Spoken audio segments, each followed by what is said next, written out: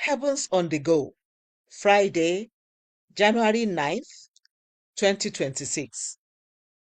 Topic: Freedom of Worship, Part 1. Memory verse: Galatians 5, verse 1.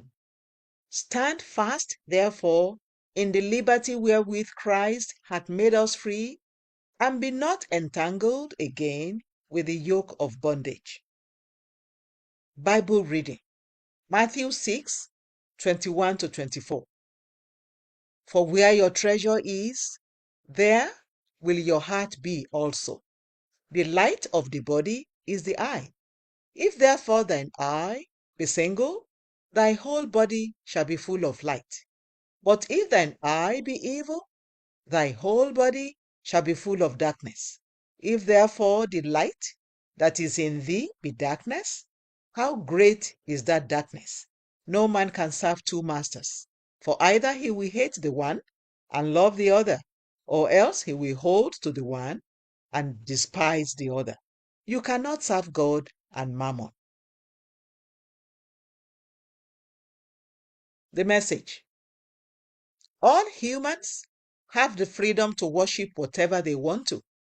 Even in countries where people are restricted from worshiping publicly, nobody can restrict anyone from worshiping his or her God privately. This freedom to worship has been given by God. However, you must be vigilant at all times to know who or what you are worshiping, because who or what you worship will determine what you become. 2 Corinthians 3:18. It is important that you examine your priorities, because they are pointers to the people or things you actually worship. Some people do not know that their phones have become the God they worship. They take their phones everywhere they go, even into the bathroom. Their eyes are always glued to their phones as they spend hours browsing through them. If they don't have their phones with them, they will begin to panic and will not be able to function normally. Sadly, this God often leads them into anxiety, depression, and many health challenges. What you give your attention and resources to eventually shapes your values, thoughts, and behavior. If your focus is primarily on material possessions, your social status, or even other people's opinions, they can easily become idols in your life. You must examine yourself regularly to know the things or people that mostly occupy your thoughts and what you exert most of your energy on. If these things or people are not aligned with your purpose in Christ, then you need to take heed lest you fall. 1 Corinthians 10:12. Another subtle yet common object of worship these days is work. Many Christians allow themselves to be trapped in the circle of work such that they neglect their health, families, and walk with God.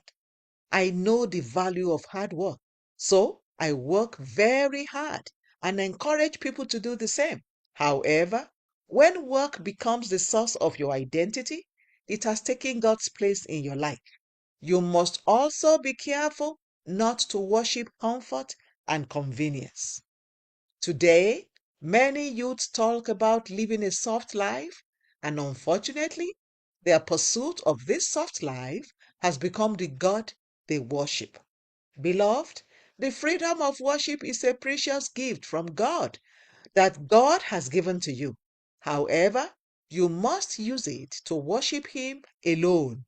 You must also be mindful and disciplined to ensure that you are not worshiping an idol at any time. Keep your total focus on God at all times, and He will reward you with His grace and peace. Action point: sincerely assess your current priorities to determine whether anything or anyone is competing with God's place in your life. Bible reading in 1 year, Genesis 29 to 31. Hymn for today, I am thine, O Lord. The Open Heavens is written by Pastor E.A. Adeboye, the General Overseer of the Redeemed Christian Church of God. God bless you.